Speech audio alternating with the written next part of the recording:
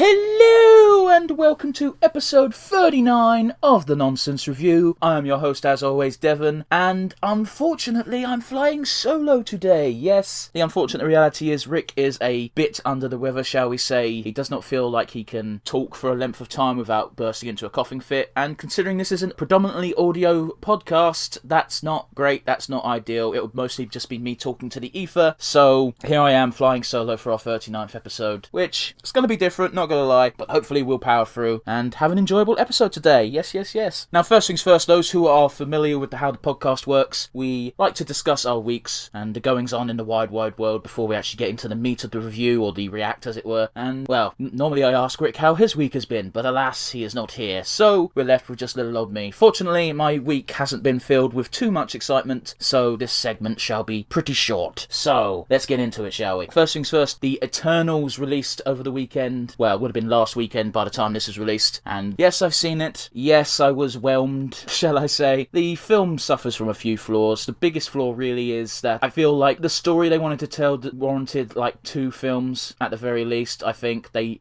you feel it more towards the tail end of the movie where everything seems rushed, like we've got to get this story beat out and this story beat out and bish bash bosh. It's very clear that the things they've set up by the end of Eternals are stuff they need in play for the next couple of films. That's the only explanation I can think of, because it just, it seems so rushed. So very rushed. Mild spoilers, I suppose, but not really. So fast forward a couple of seconds, well, say a minute or two if you don't want spoilers for the Eternals. I think they should have split into 2 films. Have the first part focus on their heyday, them dealing with deviants and setting up the actual characters back in the past and their past deeds, and have the second film be the modern day stuff. Instead, they mishmashed both elements into one big film, and some key points got really, I'm going to say it for like the 3rd or 4th time now, rushed is pretty much the order of the day. As a standalone film all by itself, it wasn't terrible. I don't know, it doesn't seem to be deserving of completely negative reviews, shall I say. Like, the acting is fine, the actors did a good job, the cast did a good job, the sound design's on point. The visuals were actually okay, for what it's worth. But yeah, I think its biggest detriment is the rushed plot, rushed storylines. Some characters get introduced in this film and then get killed off. We didn't really learn much about them, shall we say. It seems like their sole purpose was to just serve as fodder for the movie, make things interesting, I guess. Again, I'm not going to go too into it because I don't want to spoil things. The film is just over a week old by the time this episode is released, so yeah. That's my general thoughts. Okay film, probably could have been better if they stretched out over 2 individual movies, but hey ho, we can't have everything. So yeah, that's the long and short of the week, as it were. Now you're probably wondering, what the hell are we going to do today? And again, I must point out, Rick usually deals with this, so it's up to me to explain what's going on. Now, me and Rick have a fairly loose schedule of things we want to get done for the podcast, and unfortunately with him being ill, I didn't want to tackle anything that we wanted to tackle as a duo, so I found a few things on Netflix, basically, random tidbits, and I've narrowed in on Lego Marvel Spider-Man, Vexed by Venom. Interesting to note, a lot of Spider-Man content is on Netflix, despite the advent of Disney+. I can only assume that's because Sony also owns the rights to Spider-Man, and therefore they're like, well fuck it, we own part of this, Netflix is offering us money, let's do it. It also might be a sort of sleeper campaign to advertise the next Spider-Man film, because they've been teasing the fact that we're going to see previous Spider-Men in it or not. Don't know whether that's true or not, that's merely rumour, but you know, we're seeing Doc Ock and Green Goblin in the fucking trailer, so it wouldn't be too much of a stretch to think that their relative Spider-Men make a showing, so it could be like a sleeper sort of advertising, like, oh, these characters might show up, let's watch this. Oh, I don't want to pay for Disney Plus as well as Netflix. That's okay, Netflix has the Spider-Man films. Woo! Even has Far From Home and Homecoming on there, so that's interesting. And yes, if you want to watch along at home, again, it is Lego Marvel Spider-Man, Vexed by Venom. It's on Netflix, at least in the UK, and we're starting in 3, 2, 1, and go. Alrighty. No opening credits, we're just straight in there. We're the best undercover guards on the job, he says, as they're dressed as guards. Right.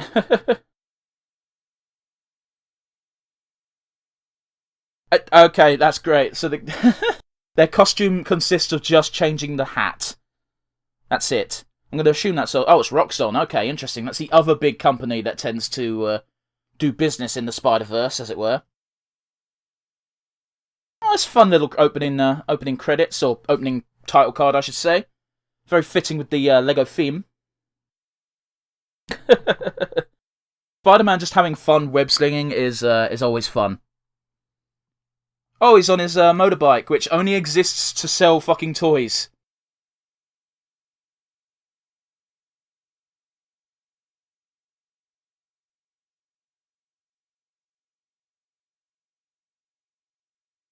Well, it's either just to sell toys, or they wanted to compete with Batman, because Batman always gets fancy vehicles and shit, you know? Yeah, we're the greatest undercover guards ever. As soon as they're under threat, we're rocks on security! Yeah, fucking idiots.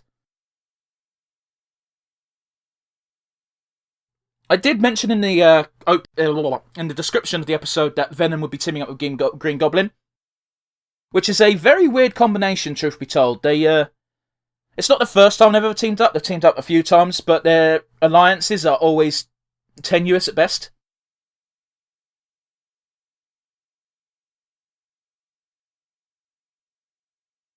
I'm slightly disappointed that Spider-Man didn't make a joke of, actually, we don't splatter like bugs, we splatter like arachnids. Because Spider-Man's wheelhouse of jokes aren't limited per se, but he's got a few usual ones he goes back to. A lot of villains like to say, oh, I'm going to squash you like a bug, or get lost bug. And he always likes to correct them and say, actually, spiders aren't bugs, they're arachnids. Because he's a fucking nerd, but in the best way possible.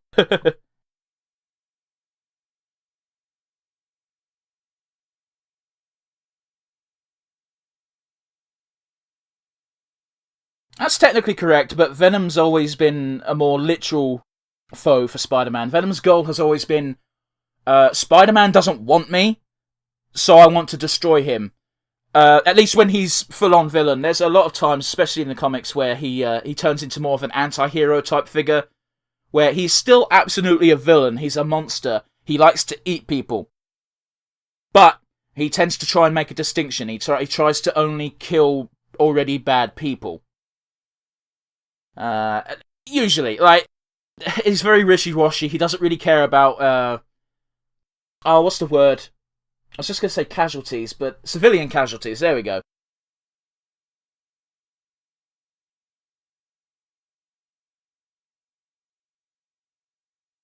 I appreciate that Peter Parker talking mad shit to Green Gobbo, but,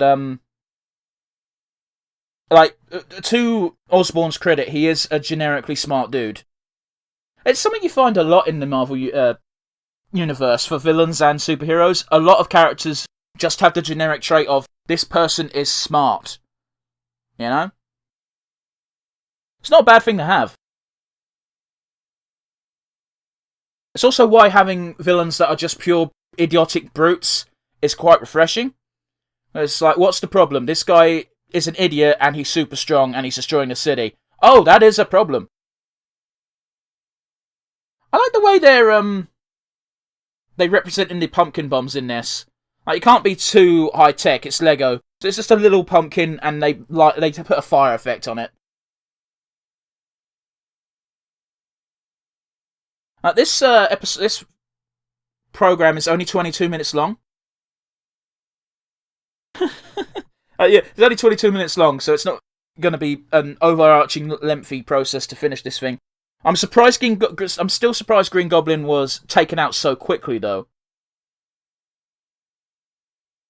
Oh, here's an important thing to note. Sometimes they're wishy-washy with this, but for the most part, it's established that Venom and symbiotes in general don't trigger Spider-Man's spider sense. So that's why the symbiotes are such a dangerous foe for Spider-Man. He hasn't got his spider sense to rely on to dodge shit. Oh, but yeah, I think that's an action figure of Scarlet Spider. No, it's not. No, it's not. It's just Spider-Man, but with red eyes for some bloody reason. Well, that should be pretty easy for Parker. Was that Mary Jane Watson wearing a Spider-Man t-shirt? That's great.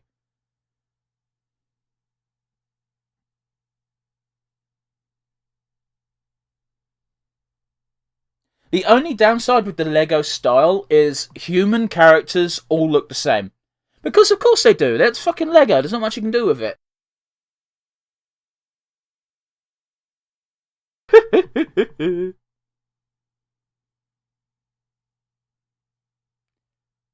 So that's Mary Jane. Is that meant to be Gwen as well? It's so weird to me whenever Mary Jane and Gwen appear in the same thing. Because usually Gwen is dead when Mary Jane is a valid love interest.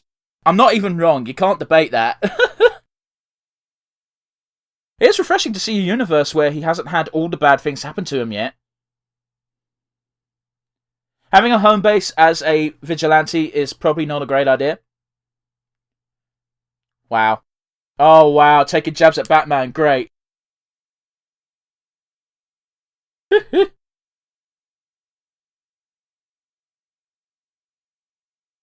And it requires the least amount of decoration.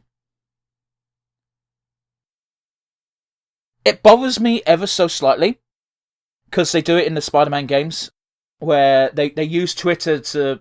For both Spider-Men do this, it's not just Peter, it's also Miles.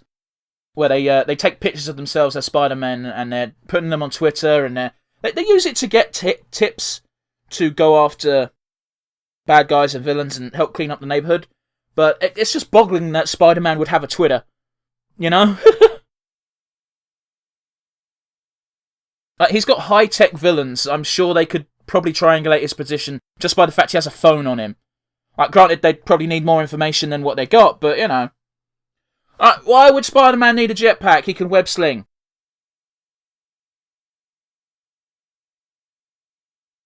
I can see the merit of a launcher for, like, compacted Red Bulls.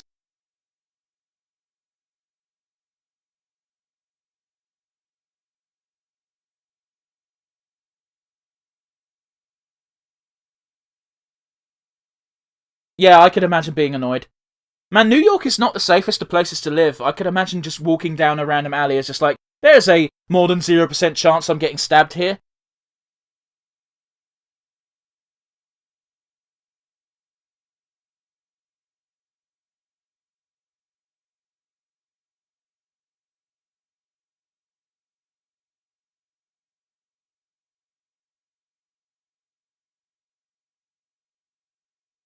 What stupid thing is he going to invent? That's the only question, right, guys? Sorry, I think that was the longest time I've been silent during today's episode, but, you know, there was exposition going on.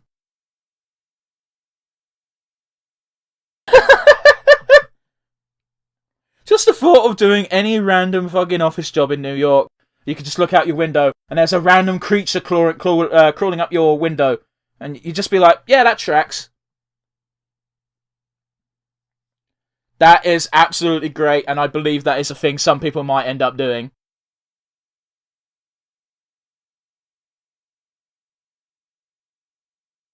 Did they establish that this was his goal early on, and I just missed it?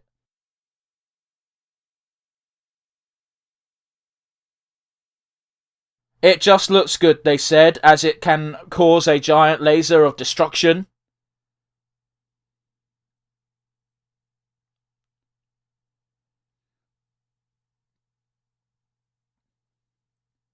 Oh, okay, yeah. I've seen that toy. Man, I'm getting fucking He-Man flashbacks. Like, for those who don't know, He-Man back in the day was... Okay, Spider Sense should not be activating. Just want to point that out. There, it's okay. I don't know why his Spider Sense would activate when he's falling, because surely he already knows. Venom would get very minimal use out of Green Goblin's pumpkin bombs, I feel. But then again, I suppose he's trying to take down a machine that he's unsure of that's firing at him, so he's like, let's level this up with my own ranged attack. It's kind of weird, because the symbiote's abilities are undefined sometimes, and, like, Venom's been around for so long that he's gained and lost powers just willy-nilly throughout the years. I swear at some point he was able to fire, like, sludge balls from... which are basically balls of symbiote. But maybe he stopped doing that when Carnage got born because, hey, guess what? I don't want another part of me being randomly left somewhere and becoming a dangerous, deranged killer.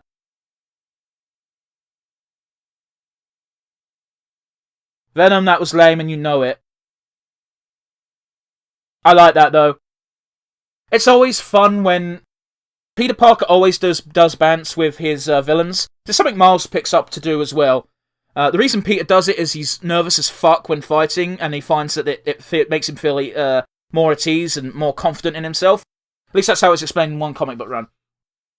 But because he's constantly doing it, his villains tend to pick up on it, and they have really dumb fucking bants with him. Good try, Spider-Man. Hey, no hitting! But yeah, they do it quite well in the Spider-Man game for PS4, where Electro is the first villain he put away, and therefore the villain he's fought with the most. And Electro's the only one in that game who banters with Spider-Man. I can't remember the exact setup, but it was a Rocky reference that Peter made. And Electro just goes, "I will crush you," like Ivan Drago. And it's just like, wait, did you just... And before they can even continue, like, nope, fighting, sorry. So we've got Gwen and MJ and random woman. Oh, it's a teacher. I feel like she's changed her hair, or I'm just not paying that much attention. Who knows?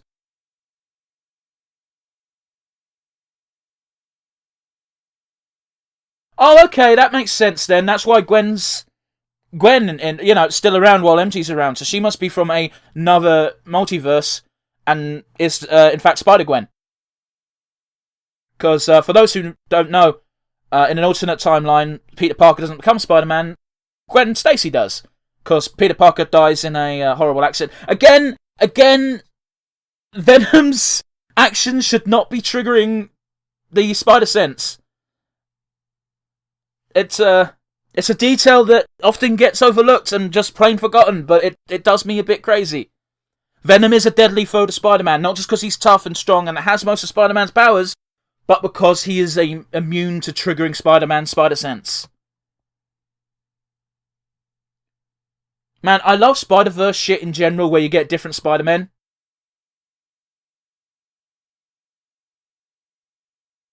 No shit. Ghost Spider? Okay, I'm not personally familiar, so I'll hold my hand up and just admit that. I have no idea who Ghost Spider is, so maybe there's other... Unless it is Spider-Gwen. Except in universe she's called Ghost Spider, because why would you call yourself your own name as a secret identity? Maybe Spider-Gwen is just her name to the fans and what they plaster on comic books because it's easier to market. Her costume's near identical.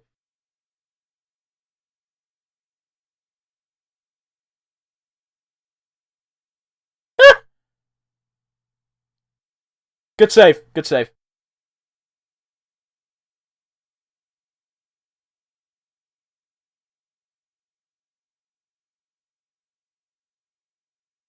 Yeah, I feel that.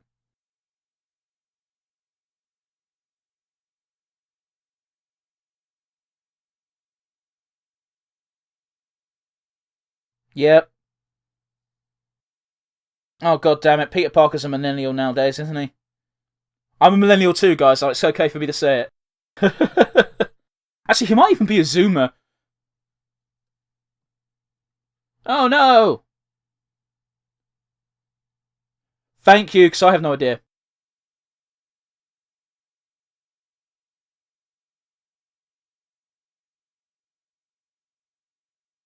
Okay, that's bad. Why do you have those? Man, I love how the premise of this was Green Goblin and Venom teaming up, and yet Green Goblin is dealt with in less than 3 minutes. Well, it felt like, anyway.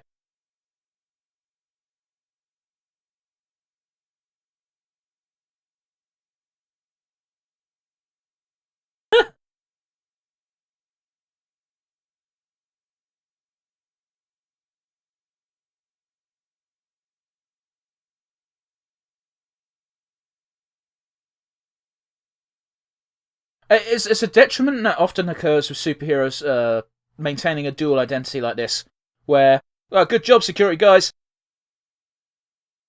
where their personal lives take a hit because they're too busy focusing on saving the goddamn world. In this case, it's the city, but, that's the entire world to some people. Oh, he already had the other key. I guess I missed when he got that.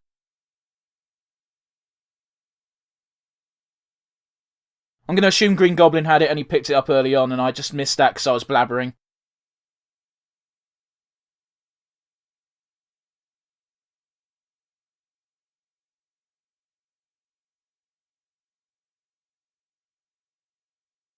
It's just a big EMP blast then.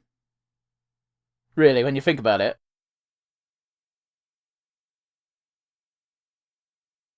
Why is it causing clouds? It's Roxxon. They probably have some fucking weather manipulation tech. Man, the fucking dedication on that human statue when the world is falling apart is just like, I must maintain my pose. I've seen this shit being tried to fucking be sold to kids and all.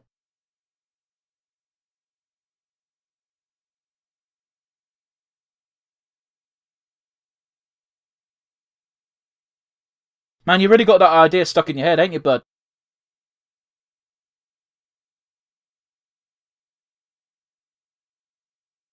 Very good trick by Peter there. Again, Venom and Brock aren't stupid, but they have their goals in their mind. And usually destroying Spider-Man trumps all. Usually. Very nice detail that Venom's webs were black.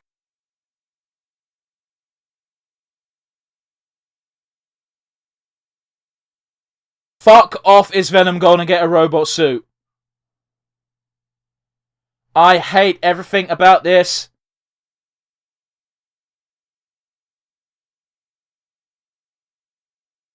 It makes sense, but it's kind of lame. It's also Lego, so who cares?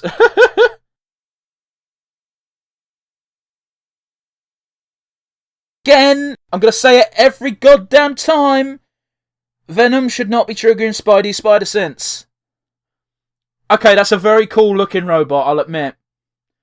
Very cool looking robot in Lego terms. Obviously, it's fucking stupid because it's just Venom over a robot shape. But that's what Venom do. When Venom envelops something, it's always going to have that pattern because that's what Venom likes. That's what he wants to look like. I still remember the Venomized Tyrannosaurus Rex.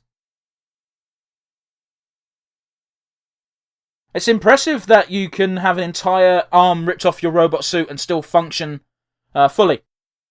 A lot of robotics, to my knowledge, I'm sure I'm incorrect because I don't know that much about them. But a lot of robotics, if you move one part, that fucks up the entire thing. I'm not used to seeing fucking Spider-Gwen, or Ghost Spider, I should say, riding a goddamn goblin board. I still think this has to be like an alternate universe Gwen, surely.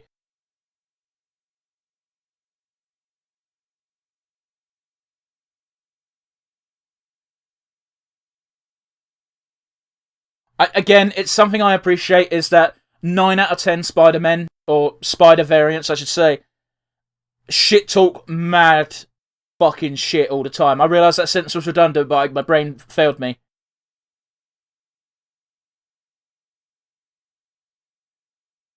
Peter is an intelligent dude.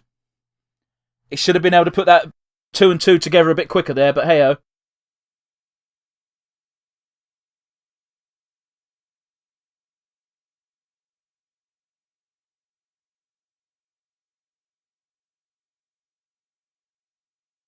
I was genuinely waiting for him to get decked by Venom, because that shot led itself to believe... sorry, led me to believe that he was just going to get fucking sucker punched. Venom's not stupid, but at the same time, he's not smart enough to know how power works. Ah, that's funny. I'll give hats off to that one. That made me laugh.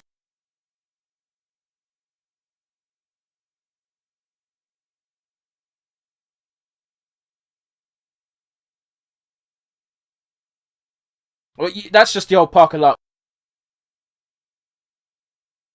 Yeah, swear vengeance for the 9,000th time. Okay, he's clearly forgotten his project, right?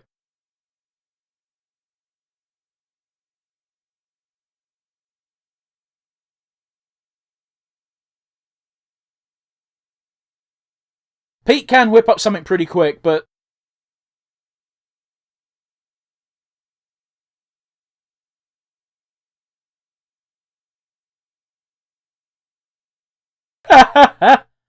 Alright, good gag, good gag.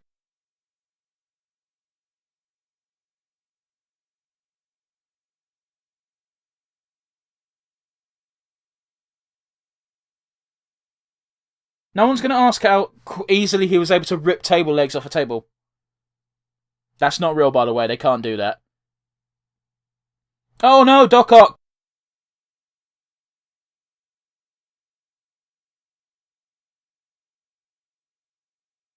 That's the problem with having a superhero in... Oh, that's nice. In loving memory of Stan Lee. This must have come out not long after he passed.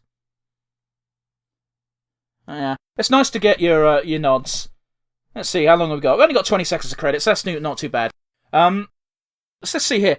What did we actually think of the episode? It was fine for what it was. I wasn't expecting a lot. For God's sake, it's Lego Spiderman. Like, anyone who sets the bar too high for a Lego show is a little bit delusional, shall I say. But yeah, it was fine. It was fine. I was a little bit surprised, as I said already, how quickly they dispatched of Green Goblin. I prefer Venom as a villain in general, but I'd never discredit Green Goblin as a villain. Not so much so that he's dealt with in less than 5 minutes, you know what I mean? And we saw Doc Ock at the end as well. I want to go on record as saying that I'll be incredibly surprised if, when you say name a Spider-Man villain, those 3 are the top 3 that come to mind. If you don't think of Green Goblin, Venom, or Doc Ock, my mind will be quite frankly bamboozled. They're the big 3 for Spider-Man villains as far as I'm concerned. But yeah, all in all, it was a fun little 22 minutes. I don't regret it. Very simple, very kiddie, but it's Lego. I get it. We recently watched Lego Star Wars Terrifying Tales for the podcast, and I kind of know what to expect with Lego things. Like, it's fun, it's charming. It's very much designed to please the crowd, as it were. It showed everything you could have wanted, really. Like, I wasn't expecting Spider-Gwen to show up, although, again, I might have to do some Googling and find out who Ghost Spider is, because maybe that's what she's referred to in her universe. I just don't know. Consider me ignorant on that one, and I can only apologise. But yes, we come to the wrap-up portion of the episode. Okay then, so first things first, do I have a favourite moment? I think my favourite moment was actually probably the Ghost Spider reveal. I wasn't expecting it. I already knew Venom and Green Goblin were the main foes, so yeah, it was a fun little surprise seeing Ghost Spider. Next things up, weakest link. Well, it's hard to really pinpoint a weakest link. There wasn't anything obviously bad with the show. I guess the weakest link is the fact that it's Lego. The Lego shorts, I've got more experience watching, obviously, the Star Wars version of these sort of things, but they're not exactly sophisticated. They're designed to please the audience, and the audience is children, so I guess the weakest link is just, it's too kiddie. Last but not least, we have the all-important segment, Who Was the MVP? My MVP, well, it's going to be Spider-Man, of course it is. He was the bulk of the episode, he drove the plot. Well, I say he drove the plot. Without Spider-Man, there's no story here. Now, you could say that about Venom as well, because he was the main antagonist, but it's a weird one, really, because the story was so short. If you don't give it to Spider-Man, you got to give it to Venom. I'm going to give it to Spider-Man. He was in it for longer, and I think, for what it's worth, the people who wrote the show did a good job of encapsulating Peter Parker's Spider-Man. I think that's a pretty good representation of what the character is like on the big screen, in the comics, and in the old cartoons as well. So yeah, Spider-Man gets the big old MVP award from me. Alrighty, that was a fun episode, wasn't it, guys? If you made it this far, you are my favourite person. I do appreciate you listening all the way to the end. If you want to give us a like, a subscribe, or a comment, please do over on YouTube. We prefer comments. We like hearing what people think. If you are not watching on YouTube and are instead listening on one of our many Audible platforms, you can get in contact with us via email. That email is nonsensereviewuk@gmail.com. Once again, that is nonsensereviewuk@gmail.com. Yes, we'll entertain any email you send, whether it's questions or requests. We'll give it a quick look. We won't necessarily approve, but we'll definitely give it a consideration. So yeah, that's an option for you guys. And yes, usually we have to give a joint farewell, but it's just me. So join us again next week, where hopefully Rick will be all better and we can have a regular old podcast session. But until then, keep yourselves safe and keep yourselves happy, guys. Toodles.